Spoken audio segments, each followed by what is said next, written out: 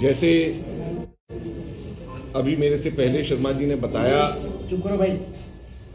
कि आज पूरे देश में कांग्रेस पार्टी पहले चरण में 4 मुख्य जगहों के ऊपर प्रेस वार्ता कर रही है और कल पूरे देश भर में लगभग 34 जगह के ऊपर 34 शहरों में पूरे देश भर में प्रेस वार्ता होगी। कांग्रेस के सभी सीनियर लीडर सब जगह पे जाकर के आप लोगों के माध्यम से जनता के बीच में जाकर के पूरे मसले को रखेंगे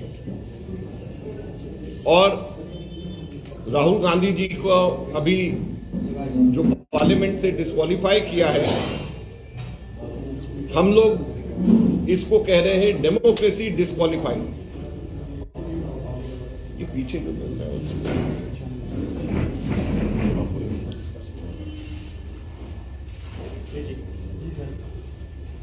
तो जो प्रेस वार्ता है पूरे देश भर में, इसको हम लोग कह रहे हैं डेमोक्रेसी डिस्क्वालीफाइड। और क्यों हम कह रहे हैं डेमोक्रेसी डिस्क्वालीफाइड, इसको हम विस्तार से समझाने यहां पर आए हैं। और सबसे पहले मैं ये कहना चाहूंगा कि राहुल गांधी जी तो बहाना है, असल में मोडानी को बचाना है।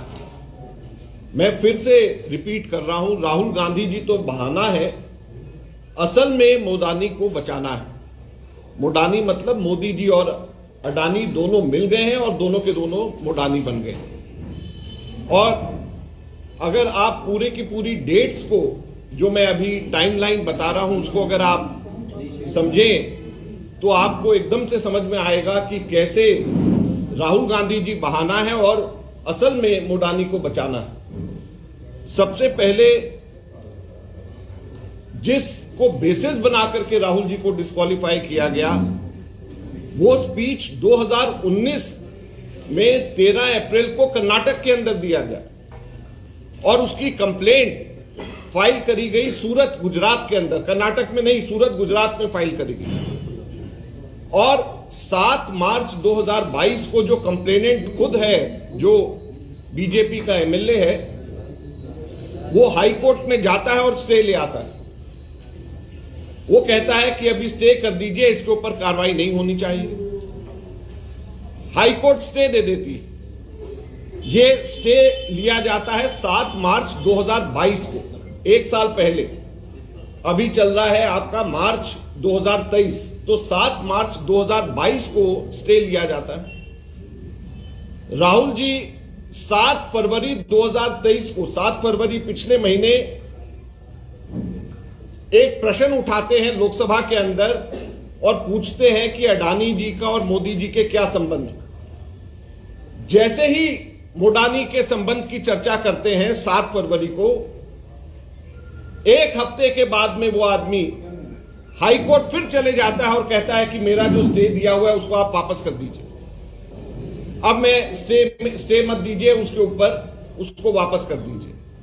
वो स्टे उसको वापस कराता है और कोर्ट के अंदर जाता है और बिजली की गति से यहां पर सालों साल नहीं बल्कि 10-20 साल कोर्ट में केसेस लगे रहते हैं, कोई फैसला नहीं होता। ये 16 फरवरी को स्टे वेकेट होता है और उसके बाद में जाकर के 1 महीने के अंदर अंदर फैसला आ जाता है।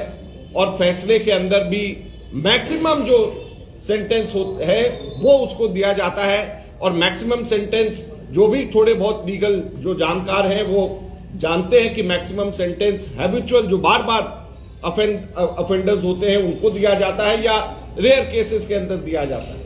लेकिन ये इसलिए ये दिया जाता है ताकि 2 साल में से अगर 1 दिन भी अगर कम होता तो राहुल गांधी जी डिस्क्वालीफाई नहीं हो सकते थे। अब सबसे बड़ा प्रश्न ये उठता है कि राहुल गांधी जी ने 7 फरवरी को जब मोडानी के खिलाफ में बोला, उसके बाद में उनको कभी भी लोकसभा में बोलने नहीं दिया। जब भी वो बोलने के लिए खड़े होते तो बीजेपी वाले नारेबाजी करते। जब भी वो बोलने के लिए स्पीकर को 1 बार नहीं, 2 बार नहीं, 3 बार स्पीकर को रिक्वेस्ट किया, राइटिंग में रिक्वेस्ट किया, लेकिन स्पीकर ने उनको लोकसभा में बोलने का मौका नहीं दिया। तो अब मैं आप लोगों के माध्यम से हम जनता से पूछना चाहते हैं कि राहुल गांधी जी डिस्क्वालीफाई हुए हैं या डेमोक्रेसी लोकतंत्र डिस्क्वालीफाई हुआ। जब लोकतंत्र के अंदर विपक्षी पार्टी का प्रमुख नेता लोकसभा के अंदर जो लोकतंत्र का मंदिर है उसमें ही नहीं बोल पाएगा, उसमें ही जनता की आवाज नहीं रख पाएगा, तो कहां पे रखेगा और फिर लोकतंत्र कहां पे रह जाएगा, कैसा लोकतंत्र रह जाएगा। और जैसे ही डिस्क्वालीफाई करा, 24 घंटे के अंदर अंदर कोर्ट की जजमेंट आते ही डिस्क्वालीफाई, और जैसे ही डिस्क्वालीफाई किया 2 दिन के अंदर अंदर मकान खाली करने का नोटिस।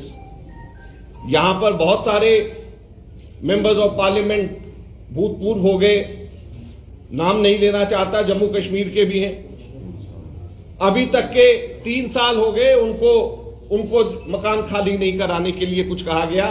राहुल गांधी जी को 24 घंटे के अंदर डिस्क्वालीफाई कर दिया गया और 2 दिन 48 घंटे के अंदर मकान खाली करने के लिए कह दिया गया। तो ये लोकतंत्र डिस्क्वालीफाई नहीं हो रहा है तो क्या हो रहा है, आज हम आप लोगों के माध्यम से पूछना चाहते हैं। कांग्रेस पार्टी का बड़ा स्पष्ट कहना है कि ये हमारी लड़ाई राहुल गांधी जी की लड़ाई नहीं है।